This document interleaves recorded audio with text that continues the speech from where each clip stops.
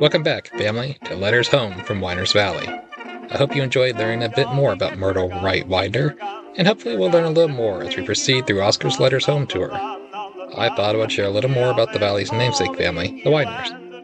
Now, if you recall, we don't quite know where Oscar's father's family came from, but we have a better idea when it comes to the Wideners and his mother's tree, as their journey is a little better known, though still obscured by the mist of time. It is that family by which the valley got its name. A few years after the end of the 7 Years' War, also known as the French and Indian War, the patriarch of the Widener family, Johann or John Widener, arrived in the bustling colonial city of Philadelphia with his younger son, John Thaddeus Widener. Reportedly from the Duchy of Bavaria, the family may have been one of thousands from the region fleeing the persistent warfare of the fractured German states. The oldest son, Michael, reportedly 12 or 14 years old at the time, was left behind, wanted over to work in exchange for the funds needed to pay for his family's risky trip overseas. Eventually John found work and was able to pay off the cost of relocating his family and bring his other son to America. The family united, they were drawn to the Great Wagon Road that represented the main pathway south into the interior of the colonies. It ran from Pennsylvania down through Virginia to the Carolinas and onward. Many of the travelers were Scot-Irish, more accurately known as Ulster Scots, people whose ancestors were from southern Scotland and its border with England, and had been sent to help pacify a resistant Ireland through colonies in Ulster. Alongside them journeyed other German Palestinians, like the Wideners, who had also left their war-stricken homes in Europe too. By the time the Wideners reached a small valley that would eventually become eponymous with their name, they had been joined by two other families, the Rouses and the Jones. Why we are not talking about letters home to Rouse's Valley or Jones's Valley is a question without a clear answer. But perhaps it was because the Wideners managed to stake out the great bulk of the beautiful country. Or perhaps it was because they reportedly settled in the lower end of the valley, where travelers might have entered first, and met the family before the Joneses or the Rouses. However, one of those Wideners was once again delayed, and again it was Michael, and there was a revolution underway. High on the hillside where generations of Wideners are buried in Pleasant View Cemetery is a single white marble military headstone. It belongs to Michael, and this is his story drawn from a pension application submitted in the 1830s and 1840s. According to this history, in 1779, Michael and the Winers lived in Rockingham County, a county further north along the Great Wagon Road as it made its way through the Great Shenandoah Valley. This differs from the other accounts that place the family further south, but in the record it states that he was drafted into the Continental Army and sent to march under Captain Abraham Lincoln. Sound familiar? This is President Abraham Lincoln's grandfather, who commanded a company of men from Rockingham County. Michael followed the presidential grandsire to the construction of one fort in the west and then to another on the western frontier of the colonies. But so far as the record shows, saw no action. Michael returned home in January 1780, only to be drafted again in 1781 and sent to the city of Williamsburg in the siege of British forces at Yorktown under General Charles Cornwallis. The young Widener remained there until the white flag went up and the will of the British Army broke under the tune of the world turned upside down. Despite Cornwallis's defeat, Michael was then sent to help guard Hessian soldiers in Winchester, Virginia, before he was finally discharged and sent home. There is another story for another family tied to Michael's task guarding the soldiers, but we'll save that for another time. Michael's service in the Revolutionary War became something of a family legend over time. Stories were passed down that he served as a translator for none other than the George Washington himself, who allegedly referred to the young Widener as Mikey.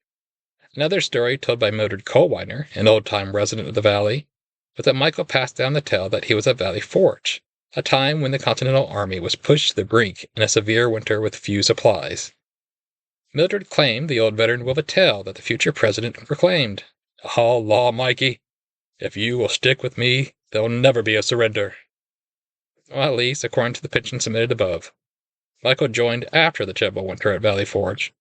But facts don't always need to get in the way of a good story.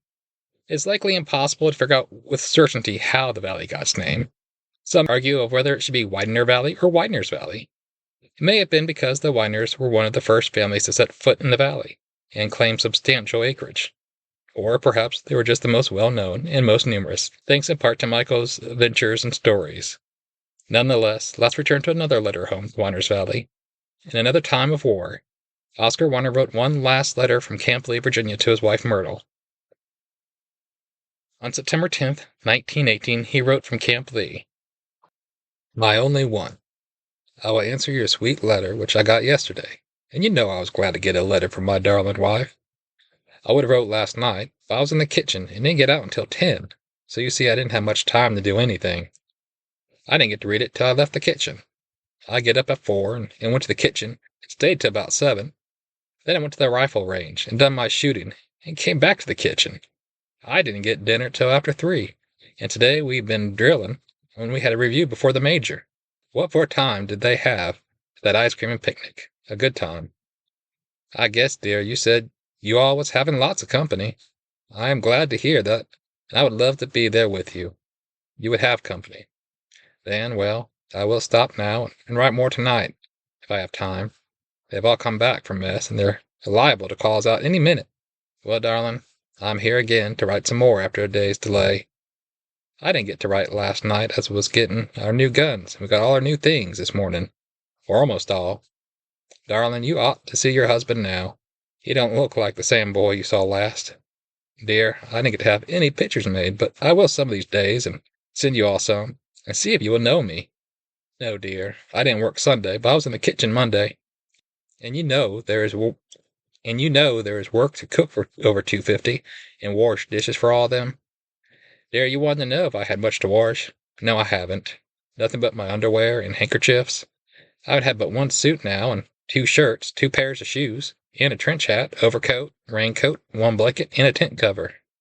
Dearie one, you said you guessed I was lonesome these some days.